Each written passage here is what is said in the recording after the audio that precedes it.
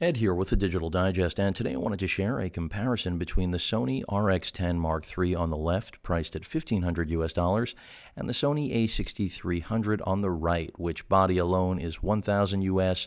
If you decide to go with the power zoom kit option, you're looking at $1,150. Now, of course, these are very different cameras. One has a 1-inch sensor and is classified as a bridge-style point-and-shoot camera with a 25 times or 24 to 600 millimeter Carl Zeiss piece of glass, f2.4 to 4, whereas the A6300, again, is an interchangeable lens camera, mirrorless, with an aps-c sensor, 24 megapixels as opposed to the 20 megapixel 1-inch sensor inside the Mark III on the left. The Mark III is the newer camera, but the A6300 is far from old. It came out in March.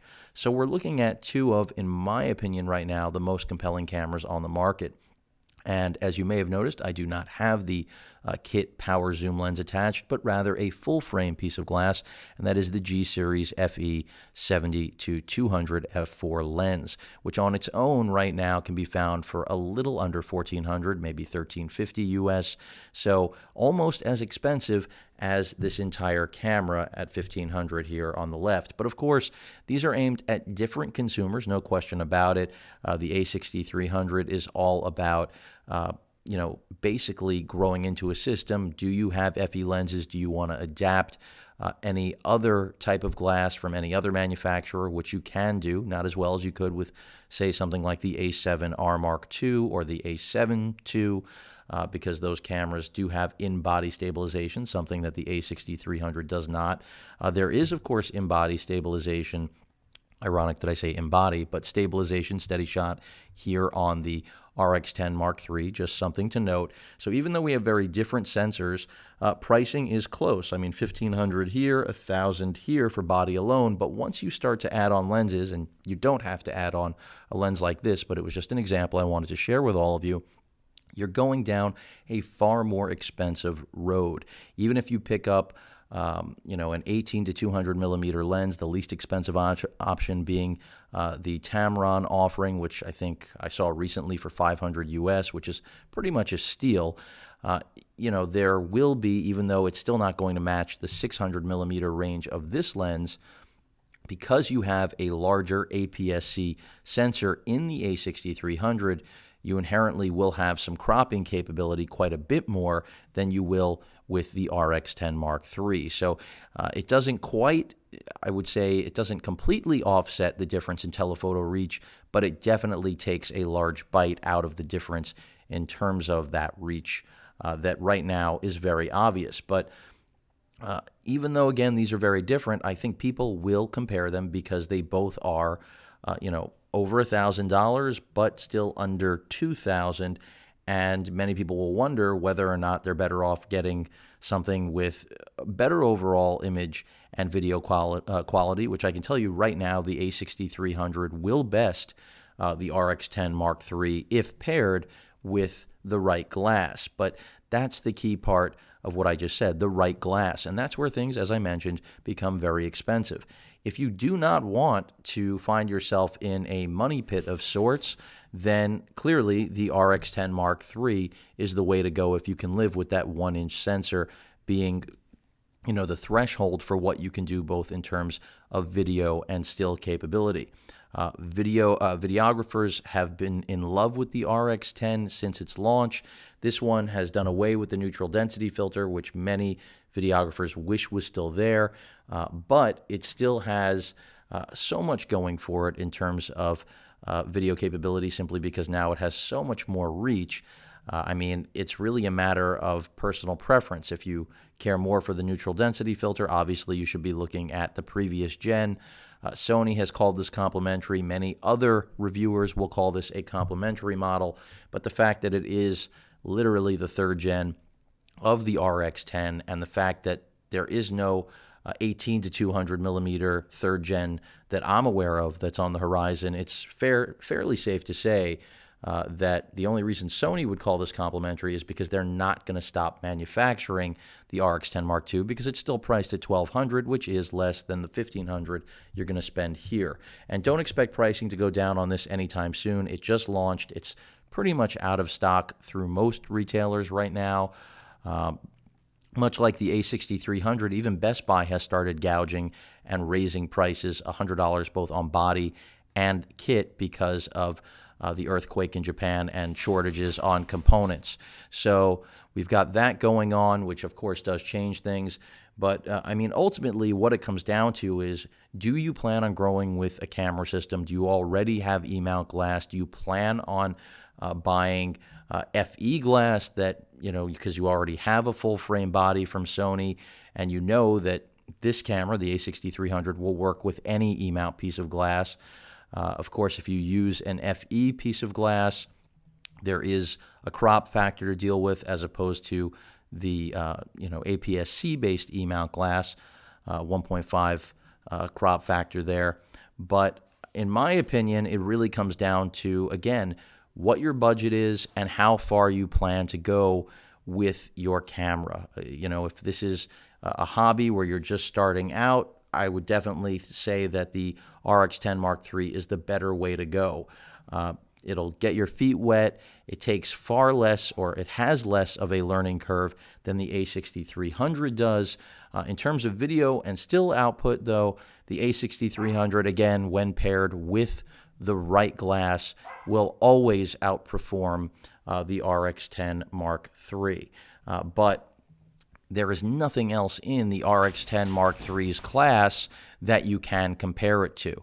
The FZ1000, Nikon's offerings coming out in June, the D-Series, none of them can hold a flame to what the Mark III can do. So that's one thing to point out. In terms of other features I want to talk about, 4K video capability, both do really well, but you do have Super 35 with the A6300 that is almost as good. It's very tough to tell apart from my A7R Mark II, which is a over $3,000 full frame body. The big difference really is that camera has in-body stabilization, something you don't have with the 6300. Another element that is relevant is high-speed recording, aka slow motion video. Here with the A6300, you can film 120 frames per second at 1080p. You can also do that with the RX10 Mark III, but the RX10 Mark III also can go as fast as 1,000 frames per second. Of course, video quality will be degraded. That is not something you're going to get out of the A6300.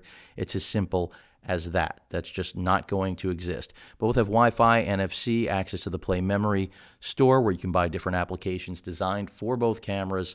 In terms of weight, the RX10 is definitely the heavier camera, but that's the reason that I brought out this camera, to show all of you with the 70-200, because that's really as close as you're going to get to the focal reach. Granted, now Sony does have an FE 70-300 millimeter lens, which would get you even closer to the 600 millimeter reach that the RX10 Mark III is capable of, but I do not have that lens to demo yet. Hopefully, eventually I will, and at that point I can compare it further. Another thing I wanted to point out is that Sony has even incorporated a lock button for your focus on the side of the lens, which I think is a great thing. And if you didn't notice already, the G-Series 70-200 FE lens right there has the exact same feature. So it makes sense that Sony is doing this to complement a camera, especially at this higher price point. Also, weather sealing, if you're curious, you've got it here. The A6300 has weatherproofing. Sealing, I don't think, is as good, believe it or not, on the A6300. Just as I mentioned earlier, neither is stabilization.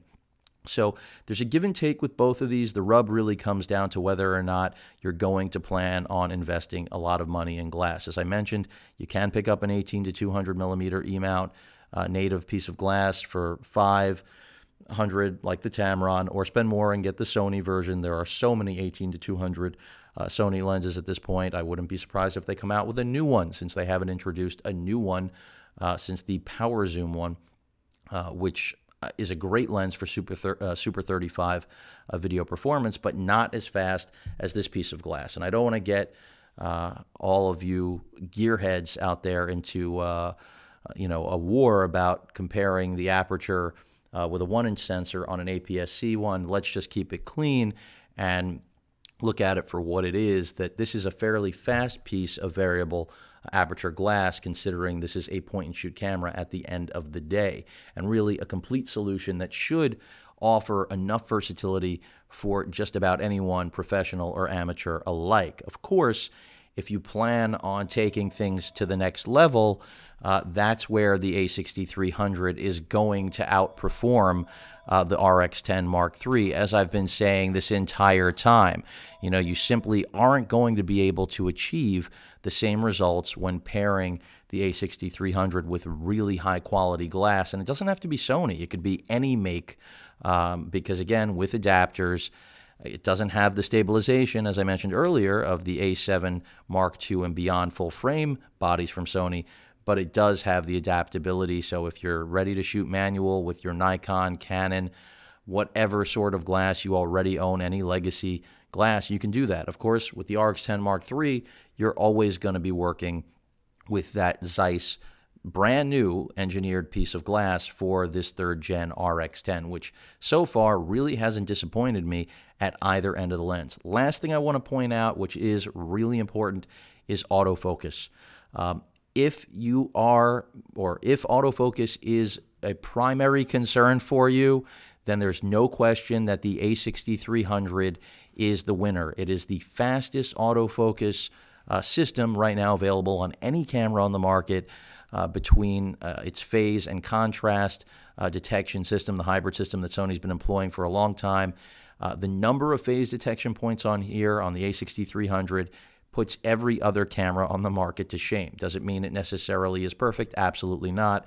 But with the RX10 Mark III, you are getting simply a contrast detection system. Now, that by no way, shape, or form means that the RX10 Mark III is slow to focus. It has performed very well, but it's performed very well for a bridge camera. The A6300, on the other hand, I think has set a new bar or expectation for autofocus capability in its form factor. So even though the RX10 Mark III can get 14 frames per second, if really what you're after is the most accurate tracking and literal autofocus system out there, that's what you will get with the A6300, no matter what lens you pair with it. But of course, when I say no matter what, I am speaking specifically about native E-mount glass. So there you have it. This was really more of a comparison of the feature set. You know, you've got a smaller sensor here, a fixed lens, $1,500, you're finished. Buy some extra batteries, get your SD card.